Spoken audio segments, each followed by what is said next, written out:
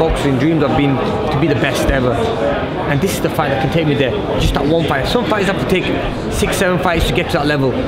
But this is just the one. I feel like God's given me this fight because I've always believed in being the best. With that said, before you got this opportunity, do you feel that your career was a little incomplete, that you didn't get Mayweather? Yeah, definitely. You know, the Mayweather fight was a big fight for me. It would have been a big fight for me, and the Pacquiao fight. Those two fights I've always been chasing, and it's just great to be in a position where I'm always chasing the big fights. I never got them, apart from the Canelo fight.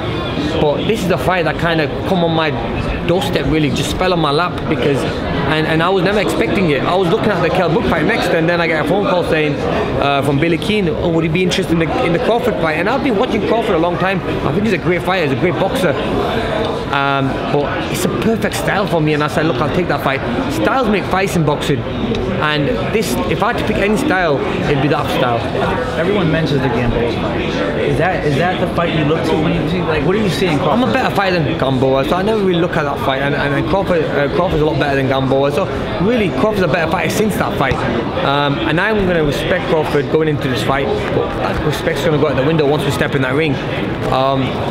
I'm not seeing the Gamboa fight, but we are going to analyse every fight. I'm going to sit in with my trainer and watch and see what he does best and what he doesn't do best, and how he got caught. Did he get put down in that fight or something? Yeah, he did. He got up and he adjusted. Yeah, he adjusted. So look, that's what you call a great fighter. Great fighters get put down, they come back and win fights. Yeah, he got hurt. He got hurt. Yeah. So we know that he can get hurt. We know that shots can get in, and with the speed that I have and the power and the movement, I think, and I'm a natural 147-pound fighter who's campaigned at this weight division for a long time.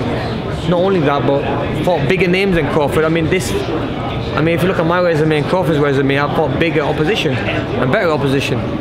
But that doesn't mean that I'm going to take him lightly. I'm still going to take him like he's the best guy I'm going to fight, and I'm going to go in there and I'm going to do my best. You said earlier this week in London, you said that the offer to fight Brook was not double the money that you're going to get to fight this. If it was double, would you have taken the Brook fight? Well, maybe, yeah, because it's business at the end of the day. But and you know, one thing that you want to when you walk away from this sport is to be in a position where you never have to work again because you're working so hard.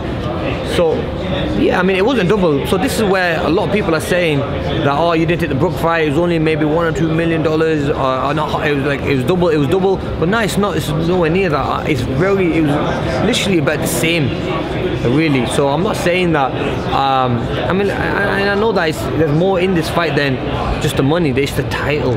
You know, and when I beat Crawford, I'll be up in the pound for pound rankings.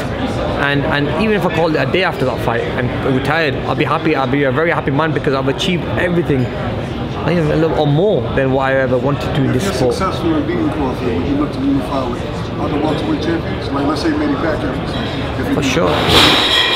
Would you look to unify with Manny, or would you look to fight? You know, no, I'd love to unify.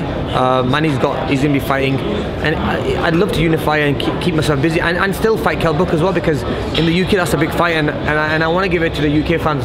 They deserve to see that fight. But you know, like you say, you're looking for the biggest fight. Yeah. You say you want to fight Manny. Yeah. So if you do win the belt, would you immediately look to unify with Manny if Manny's successful in beating Brook? Yeah, why not? I mean, that'd be brilliant. Yeah. That'd be great. I think that would work. I mean, I'm with a great promotion company, Matchroom, who help me get the biggest fights, and whenever I want, whatever fight I want, they normally help me and let me go and take them fights. But it's up to the opponent if they want the fight. I've never been one fighter that's turned anyone down or said no to anyone. If it makes sense and it can happen, I'll make them fights. For example, this one. I mean, no one ever expected me to ever take this fight. They'd be like, is he crazy? But when you start breaking the fight down, you think there is a lot of logic, and you start thinking about it. There's a chance, there is a big chance of me winning this fight. So, I mean, have a little think about it. Just think of this fight, and you realize that, yeah, you know what, we've seen upsets happen in boxing, and this will be another one.